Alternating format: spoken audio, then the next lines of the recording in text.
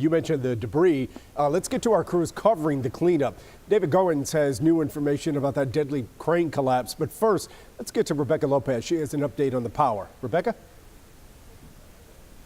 Well, crews from 11 states are here. They're working around the clock. Thousands of workers, at least working 16-hour shifts to get that power restored because there are still about 100,000 people without electricity.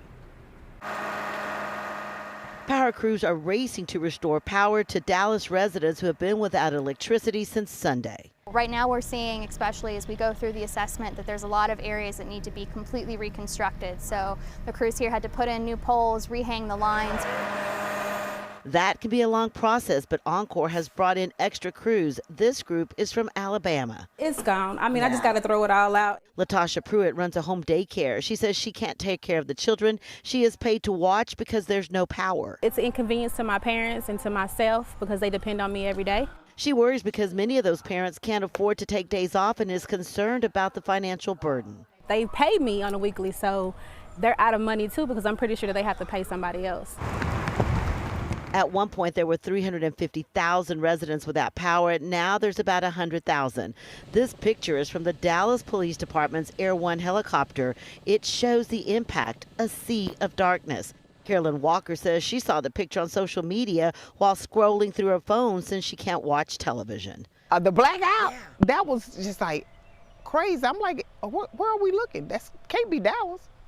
Dallas has never been that. You know, we always look like Vegas. Encore says they know the importance of getting power restored and hope that with extra crews, everyone can have electricity by Thursday. Yeah, so Encore said this afternoon that almost everyone should have their power restored by this evening and at the very latest Thursday. So there is a silver lining and they are just asking people to be patient. They're working as hard as they can to get this power back up and running. Back to you, Chris. All right, thanks, Rebecca. Now to a live look at the apartment where that crane collapsed on Sunday.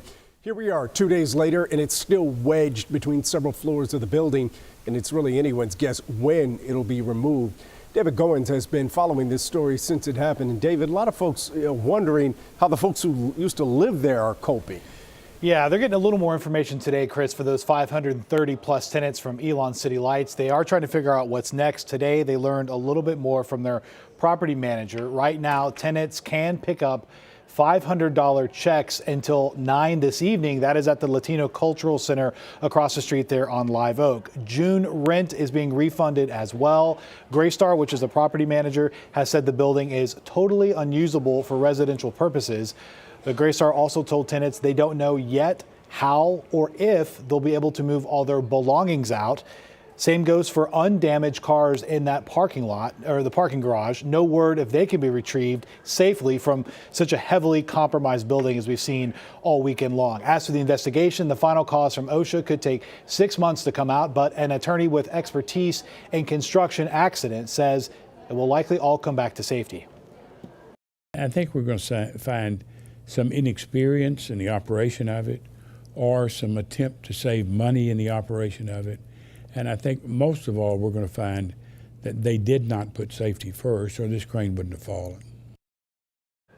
And more on that crane. You see it here live from HD Chopper 8. Dallas Fire Rescue saying late this afternoon, there's still no determination made on when the removal of that crane will begin. And as a result, that section of Live Oak between Good Latimer and Texas, an artery between downtown and East Dallas, will remain closed for the foreseeable future. Chris.